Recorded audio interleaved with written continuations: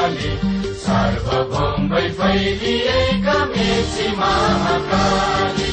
प्रकृतिका कोटि कोटि सम्पदाको आचला वीरहरूका राजत्वले स्वतन्त्र अचल ज्ञान भूमि शान्ति भूमि तराई पहाड हिमाल अखण्ड यो प्यारो हाम्रो मातृभूमि नेपाल